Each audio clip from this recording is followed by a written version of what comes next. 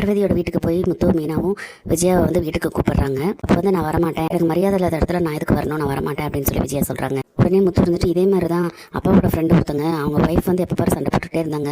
ஒரு கட்டத்தில் கோவிச்சிட்டு வீட்டை விட்டு வெளியே போயிட்டாங்க. அந்த அங்கிள் வந்து எவ்வளோ தடவை போய் கூப்பிட்டு பார்த்தாரு, வரவே இல்லை. அவங்க ஒரு கட்டத்தில் நொந்து போய் அவர் வந்து டைவர்ஸ் பண்ணிட்டார் அவங்கள அப்படின்னு சொல்லி சொல்கிறாரு. அதை கேட்டோன்னு விஜயாக்கு போய் அதிர்ச்சி ஆயிடுது. என்ன பார்வதி இவன் இப்படி சொல்கிறான், என் வீட்டுக்காரர் என்னை அந்த மாதிரி டைவர்ஸ் பண்ணிடுவாரா என்ன அப்படின்னு சொல்லி கேட்குறாங்க. அதெல்லாம் சொல்கிறதுக்கு இல்லை, இப்போல்லாம் என்ன வேணாலும் நடக்கும், நீ கிளம்பி உன் வீட்டுக்கு போ அப்படிங்கிற மாதிரி சொல்லிடுறாங்க பார்வதி. உடனே விஜயா இருந்துட்டு சரி இரு வரேன் அப்படின்னு சொல்லிட்டு ரூம்குள்ளே போய் பேக்கில் எடுத்துட்டு அந்த 2 லட்ச ரூபா பணத்தையும் எடுத்துட்டு சரி பார்வதி நான் என் வீட்டுக்கு கிளம்புறேன், நான் கிளாஸ் ஸ்டார்ட் பண்ணுற டைமுக்கு நான் கிளம்பி வந்துடுறேன் அப்படின்னு சொல்லிட்டு போகிறாங்க. முத்து மீனாவும் சிரிச்சுட்டு அவங்கள கூட்டிகிட்டு போயிடுறாங்க காரில். வீட்டுக்கு போனோன்னு விஜயா பார்த்தோன்னா நம்மளுக்கு ரொம்ப சந்தோஷமாயிருது. ஆனால் காமிச்சிக்காம அப்படியே நின்றுட்டு இருக்காரு. ஏன் நான் வந்தது உங்களுக்கு பிடிக்கலையா, வான்னு கூட சொல்ல மாட்டீங்களா அப்படின்னு சொல்லிட்டு விஜயா கேட்குறாங்க. நானும் உன்னை வீட்டுட்டு போக சொன்னேன், நீயா தான் போனேன் அப்படின்னு சொல்லிட்டு நம்மள சொல்கிறாரு. சரி இப்போ எதுக்கு அதெல்லாம், நீங்கள் சாப்பிட்டீங்களா அப்படின்னு சொல்லிட்டு கேட்குறாங்க. நீ உன் கையால் சமைச்சு கொடுத்து எவ்வளோ நாள் ஆச்சு, இன்னைக்கு நீ சமைச்சு போடு எனக்கு அப்படின்னு சொல்லிட்டு சொல்கிறாரு. மீனா இருந்துட்டு என்னமாம்மா அத்தையே வந்து இவ்வளோ நாள் அங்கே இருந்துட்டு வந்திருக்காங்க, அத்தை வந்த சந்தோஷத்தில் நானே சமைக்கிறேன், நம்ம எல்லாரும் ஒன்றா உட்காந்து சாப்பிடலாம் அப்படின்னு சொல்லிட்டு மீனா சொல்கிறாங்க. அதுவும் சரிதான், சரிம்மா நீயே சமைச்சிரு அப்படின்னு சொல்லிட்டு நம்மள சொல்கிறாரு. இவங்கெல்லாம் இப்படி பேசிட்டு இருக்கும்போதே ரூம்குள்ளே இருந்து மனோஜ் ரோகிணி வந்துடுறாங்க. அம்மா வந்துட்டியம்மா, வாமா நீ இல்லாமல் வீடா இல்லைம்மா அப்படின்னு சொல்லிட்டு மனோஜ் வந்து விஜயாவை கட்டி பிடிச்சிக்கிறாங்க. உடனே ரோகிணி வந்து ஆண்டி வாங்க ஆண்டி வந்துட்டீங்களா, நீங்கள் இல்லாமல் எனக்கு வீட்டில் இருக்கவே பிடிக்கவே இல்லை, பார்லர்லையும் ஷோரூம்லேயே தான் ரொம்ப நேரம் இருந்தேன், வீட்டுக்கு வரதே நானும் மனோஜ் லேட்டாக தான் வந்துட்டு இருந்தோம் அப்படின்னு சொல்லிட்டு சொல்கிறாங்க. ரவி ஸ்ருதி வந்து நின்றுட்டு ரவி வந்து வாமா இப்போவாது உனக்கு வரணும்னு தோணுச்சு, நீ இல்லாமல் வீடாவே இல்லைம்மா, அப்பா கிட்ட கூட நான் சொல்லிட்டு இருந்தேன், அப்பாவும் புலம்பிட்டு தான் இருந்தாரு அப்படிங்கிற மாதிரி சொல்கிறாங்க. அப்போ விஜயா வந்து அப்படியே திரும்பி அண்ணாமலையவே பார்க்குறாங்க. ஸ்ருதி இருந்துட்டு வாங்க ஆண்டி அப்படின்னு சொல்லிட்டு எப்போ போல அவங்களோட சேட்டையை ஆரம்பிச்சிடுறாங்க. இப்போவாது இந்த கேஸை வாபஸ் வாங்கணும்னு உங்களுக்கு தோணுச்சு, அது வரைக்கும் சந்தோஷம், நீங்கள் நல்ல முடிவு எடுத்திருக்கீங்க அப்படின்னு சொல்லிட்டு ஸ்ருதி சொல்கிறாங்க. உடனே அதான் சான்ஸ் சொல்லிட்டு அம்மா ஸ்ருதி படிக்கிற பையன் இல்லையா, அவனோட வாழ்க்கை கெட்டக்கூடாதுன்னு சொல்லிட்டு இவர் சொன்னதை யோசிச்சு பார்த்துட்டு தாமா சரின்னு சொல்லிட்டு நம்ம கேஸை வாபஸ் வாங்கிட்டேன் அப்படிங்கிற மாதிரி ஆக்டிங்கை போடுறாங்க. உடனே முத்து வந்து அப்படியே ஆண் வாய்ப்பிழந்து பார்த்துட்டு அப்பா அம்மா நல்லவங்களா கெட்டவங்களா அப்படின்னு சொல்லிட்டு நக்கல் அடிக்கிறாரு. எப்படியோப்பா அம்மா வந்து கேஸை வாபஸ் வாங்கி நான் ஒரு நல்லது பண்ணிட்டாங்க அப்படின்னு சொல்லி சொல்றாரு. உடனே மீனா வந்துட்டு மாமா வந்து பேசி கூட நீங்க கேஸை வாபஸ் வாங்க மாட்டேன்னு சொல்லிட்டீங்களாமா, நீங்க கேஸை எப்படி வாபஸ் வாங்குவீங்கன்னு சொல்லி நான் கொஞ்சம் கூட நினைச்சு பார்க்கல, ரொம்ப நன்றி அத்தை அப்படின்னு சொல்றாங்க. சரி போதும், ரொம்ப ஓவரா யாரும் பேசிட்டு இருக்க வேண்டாம், போய் அவங்கவுங்க வேலையை பாருங்க அப்படிங்கிற மாதிரி அவங்க அமைச்சிடுறாங்க. ஆண்டி வாங்க ஆண்டி, உங்க கூட பேசி ரொம்ப நாள் ஆச்சுல, நம்ம கொஞ்சம் நேரம் பேசலாம் அப்படின்னு சொல்லிட்டு அப்படியே நைஸாக கூட்டிட்டு போறாங்க ரோகிணி. உடனே அண்ணாமலை இருந்துட்டு எனக்கு கொஞ்சம் வேலை இருக்கு, நான் வெளியே போயிட்டு வந்துடுறேன் அப்படின்னு சொல்லிட்டு போயிடுறாரு. மீனா வந்து சமைக்கிறதுக்கு போயிடுறாங்க. முத்துவும் கொஞ்சம் வேலை இருக்குன்னு வெளியே போயிடுறாரு. அவங்கவுங்க வேலையை பார்க்க போனோம்னா விஜய் வந்து வா ரோகிணி ரூம்கே போகலாம் அப்படின்னு சொல்லிட்டு அவங்களை கூட்டிட்டு போயிடுறாங்க. அப்போ விஜய் வந்து அவங்க கொண்டு வந்த பேக் வந்து கட்டல் மேலேயே வச்சுட்டு உட்காந்து பேசிக்கிட்டு இருக்காங்க. ரோகிணி வந்து என்ன ஆண்டி நீங்க இப்படி பண்ணிட்டீங்க அப்படின்னு சொல்லி கேட்கும். என்னாச்சுமா ரோகிணி எதை சொல்ற அப்படின்னு சொல்லி கேட்குறாங்க. அந்த சத்யாவை ஜெயிலுக்கு அனுப்பாம விட மாட்டேன், அவன் கழித்திங்கிறத நான் பார்க்காம ஓய மாட்டேன் அப்படின்லாம் சொன்னீங்க, இப்போ திடீர்னு நீங்கள் கேஸை வாபஸ் வாங்கிட்டீங்களே ஏன் ஆண்டி அப்படின்னு சொல்லி கேட்குறாங்க. நான் ஏன் கேஸை திடீர்னு வாபஸ் வாங்கிட்டேன் அப்படின்னு சொல்லி உனக்கு புரியல இல்லை அப்படிங்கிற மாதிரி கேட்குறாங்க. ஆமாம் ஆண்டி எனக்கே அவ்வளோ கோவம் வந்துச்சு, நம்ம வீட்லேயே தான் இந்த மீனா இங்கே வாழ்றா, அவங்க அக்காவோட வாழ்க்கை கெட்டு போயிடும், ஒரு புத்தி கூட இல்லாமல் உங்ககிட்டயே அவன் கைவரிசை காட்டியிருக்கானே, அவனை வந்து பழி வாங்காமல் எப்படி ஆண்டி இருக்கிறது, நீங்கள் செஞ்சது கரெக்டு தானே, அவனை நீங்கள் கம்ப்ளைண்ட் கொடுத்து சரியான வேலையை செஞ்சீங்க, இப்போ எதுக்கு ஆண்டி திடீர்னு கேஸை வாபஸ் வாங்கினீங்க, அதான் எனக்கு சுத்தமாக புரியல அப்படிங்கிற மாதிரி கேட்குறாங்க. உடனே விஜய் இருந்துட்டு நம்மளால உண்மையான அன்பு பாசமாக இருக்கிறது இந்த ரோகிணிக்கு தான், இவகிட்ட நம்ம உண்மையை சொல்லுவோம் அப்படின்னு சொல்லிட்டு நான் உனக்கு ஒரு முக்கியமான விஷயத்த சொல்ல போகிறேன், ஆனால் நீ யாருக்கிட்டே சொல்லக்கூடாது அப்படிங்கிற மாதிரி சொல்கிறாங்க விஜயா. என்னத்தை சொல்லுங்க அப்படின்னு சொல்லி கேட்குறாங்க ரோகிணி. இங்கே பாரு ரோகிணி, முத்து மீனா வந்து ஒரு வக்கீலை பார்த்து கேஸ் கொடுத்துருக்காங்க, அந்த கேஸை நடத்துகிற வக்கீல் வந்து என்னை வந்து பார்த்தாரு அப்படின்னு சொல்லவும், அந்த வக்கீல் எதுக்கு ஆண்டி உங்களை வந்து பார்க்கணும் அப்படின்னு சொல்லி ரோகிணி கேட்கவும், இல்லை அந்த கேஸை நடத்துகிற வக்கீல் வந்து படிக்கிற பையன் தானே, அவன் மேலே இருக்கிற கேஸை வந்து நீங்கள் வாபஸ் வாங்கிக்கோங்கன்னு சொல்லி சொன்னாங்க, அதனால எனக்கு என்ன லாபம் அப்படின்னு சொல்லி நான் கேட்டேன், அந்த வக்கீல் வந்து எனக்கு பணம் தரதா சொன்னார் அப்படின்னு சொல்லவும், பணம் தரேன்னு சொன்னாங்களா அப்படின்னு சொல்லிட்டு ரோகிணி கேட்குறாங்க.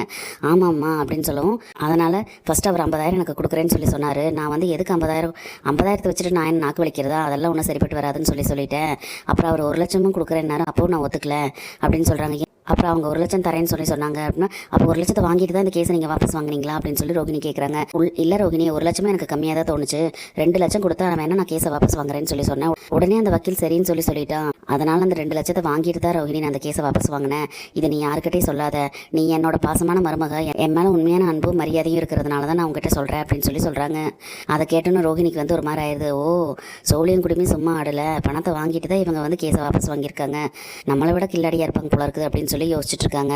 என்ன ரோகிணி யோசிச்சுட்டு இருக்கே அப்படின்னு சொல்லி விஜயா கேட்குறாங்க. இல்லை ஆண்டி பணம் வந்ததுனால ஒரு விதத்தில் ஓகே தான் ஆண்டி, இருந்தாலும் அவன் கொஞ்ச நாளாவது ஜெயிலில் இருந்திருந்தானா எனக்கு சந்தோஷமா இருக்கும், ஏன்னா அவன் உங்களை அவமானப்படுத்தியிருக்கான்ல, அதனால தான் ஆண்டி அப்படின்னு சொல்கிறாங்க. உனக்கு தான் என் மேலே எவ்வளோ அக்கறை ரோகிணி, ஆனால் விடு பரவாயில்ல, மறுபடியும் ஏதாவது ஒரு விஷயத்தில் இந்த பூக்கார குடும்பம் மாட்டாமையா போயிடும், அப்போ பார்த்துக்கலாம் அப்படிங்கிற மாதிரி சொல்கிறாங்க. இரு ரோகிணி அந்த பணத்தை கூட அந்த பேக்கில் தான் வச்சிருக்கேன், நான் எடுத்து உள்ளே வச்சிடறேன் அப்படின்னு சொல்லிட்டு அந்த ரோகிணி முன்னாலேயே அந்த பணத்தை எடுத்து பீரோக்குள்ளே வச்சு சும்மா லாக் பண்ணி வைக்கிறாங்க. விஜயா வந்து அந்த பணத்தை வைக்கிறதே வந்து ரோகிணி வந்து அப்படியே பார்த்துக்கிட்டே இருக்காங்க. பணத்தை பணத்தை வச்சுட்டு திரும்பி வந்த விஜயா இருந்துட்டு, சரி ரோகிணி எனக்கு ரொம்ப டயர்டாக இருக்குது, நான் கொஞ்சம் நேரம் தூங்கி ரெஸ்ட் எடுக்கிறேன், அந்த பூக்காரி சாப்பாடு செஞ்சோன்னா எனக்கு கூப்பிடு அப்படின்னு சொல்லிடுறாங்க. சரிங்க ஆண்டி நீங்கள் ரெஸ்ட் எடுங்க அப்படின்னு சொல்லிட்டு ரோகிணி வந்து வெளியே போயிடுறாங்க. வெளியே போக ரோகிணியோட ஃபோன் அடிக்குது. எடுத்து பார்த்தா அந்த சிட்டி தான் கால் பண்ணுறான். அவசரமாக மொட்டை மாடிக்கிட்ட போய் நின்று ஃபோன் அட்டன் பண்ணுறாங்க. உடனே அந்த சிட்டி இருந்துட்டு, என்ன ரோகிணி மேடம் நீங்கள் பாட்டுக்கு அமைதியாக உட்காந்துக்கிட்டு இருக்கீங்க அப்படின்னு சொல்லி கேட்குறாங்க. இப்போ என்ன சொல்ல வர அப்படின்னு சொல்லி கேட்குறாங்க ரோகிணி. என்ன ஒன்றுமே தெரியாத மாதிரி சொல்லிக்கிட்டு இருக்கீங்க, அவன் இப்போ அப்போன்னு இதாக இருக்கா, நான் எப்போ கேரளா கூட்டிகிட்டு போகிறது, அவனுக்கு ஏதாவது ஒன்று ஆயிடுச்சுன்னா நீங்கள் தான் பொறுப்பு, ஞாபகம் இருக்கா இல்லையா அப்படிங்கிற மாதிரி அந்த சிட்டி பேசுகிறான். எல்லாம் ஞாபகம் இருக்குது அப்படின்னு சொல்லி ரோகிணி சொல்லவும், நாளைக்கு காலையில் நான் அவனை கேரளா கூட்டிகிட்டு போகணுன்னு இருக்கேன், அதுக்குள்ளே 2 லட்ச ரூபா பணத்தோட என்ன வந்து பாருங்கள், இல்லைன்னா அவனுக்கு ஏதாவது ஒன்று ஆகி போச்சுன்னா நான் எனக்கு தெரியாது, நான் உங்களை தான் கை காமிப்பேன் அப்படிங்கிற மாதிரி அவன் பேசுகிறான். சரி நாளைக்கு காலையில் பணத்தோட வரேன், இப்போ ஃபோனை வச்சு தொலைங்க அப்படின்னு சொல்கிறாங்க. ஃபோனை வச்சுட்டு என்ன பண்ணுறது அப்படின்னு சொல்லி யோசிச்சுட்டு இருந்த ரோகிணி வந்து மனோஜ் கிட்டே இப்போ கேட்டாலும் இல்லை அது இதுன்னு சொல்லுவா, இல்லைன்னா 1008 காரணத்தை கேட்பான், என்ன பண்ணுறது அப்படிங்கிற மாதிரி யோசிச்சுட்டு இருக்கும். டக்குன்னு விஜயா வந்து அந்த 2 லட்ச ரூபா பணத்தை பீரோவில் வச்சது அவங்க கண்ணு முன்னால் வந்துட்டு போகுது. எப்படியாவது அந்த பணத்தை தான் நம்ம எடுக்கணும், நம்மளுக்கு இப்போ இது விட்டால் வேறு வழி இல்லை அப்படின்னு சொல்லி யோசிச்சுட்டு இருக்காங்க. கையோட அதுக்கு பக்காவாக ஒரு பிளானையும் அப்போவே போட்டுடுறாங்க. மீனா சமையலை முடிச்சு எல்லாருமே சாப்பிட்டுட்டு படுத்து தூங்கிடுறாங்க. காலையில் விடிஞ்சோன்னு ரோகிணி வந்து நேரமாகவே எந்திரிச்சிடுறாங்க. வெளியே அங்காப்புல எட்டி பார்க்குறாங்க. அண்ணாமலை வந்து வாக்கிங் போகிறதுக்கு வெளியே போகிறாரு. மீனா வந்து கிச்சனில் சமைச்சிக்கிட்டு இருக்காங்க. அமைதியாக எந்திரிச்சு போய் விஜயோட ரூம் எட்டி பார்க்குறாங்க. விஜயா வந்து பாத்ரூமில் குளிச்சிட்டு இருக்காங்கிறது கன்ஃபார்ம் பண்ணிக்கிட்டு ரூம்குள்ளே போய் விஜயோட அந்த 2 லட்ச ரூபா பணத்தை வந்து எடுத்துடுறாங்க. எடுத்துட்டு ஒன்றுமே தெரியாத மாதிரி வந்து அலங்காப்பில் பேக்குள்ளே வச்சுட்டு பேசாமல் படுத்து தூங்கிக்கிறாங்க. அண்ணாமலை வாக்கிங் போயிட்டு வந்துடுறாரு. விஜயாவும் குளிச்சுட்டு வந்துடுறாங்க. ஸ்ருதி ரவி எல்லாருமே எந்திரிச்சு வந்துடுறாங்க. முத்து எந்திரிச்சு வந்துடுறாங்க. மீனா எல்லாத்துக்கும் காஃபி போட்டு கொடுத்துட்டு இருக்காங்க.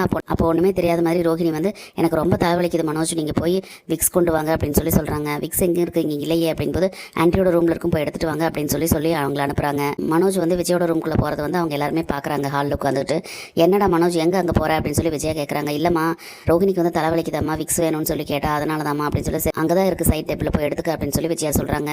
ரோகிணியோட திட்டமே என்னென்னா, மனோஜ் தான் வந்து இந்த வீட்டில் எப்போ பாரு எதையாவது பணத்தை திருடிட்டு இருப்பான், அதனால் விஜயோட ரூம்குள்ளே அவனை அமிச்சோன்னா நாளைக்கு பணம் காணாமல் போனால் அவன் தான் திருடி இருப்பான்னு சொல்லி எல்லாரும் நினைக்கணுங்கிறதுக்காகவே வந்து விக்ஸ் எடுத்துகிட்டு வாங்குற காரணத்தை சொல்லி அந்த ரூம்குள்ளே பிளான் பண்ணி அமைச்சிருக்காங்க. அவங்கவுங்க எல்லாம் ரெடியாகி அவங்கவுங்க வேலை பார்க்கறதுக்கு வெளியே கிளம்பிடுறாங்க.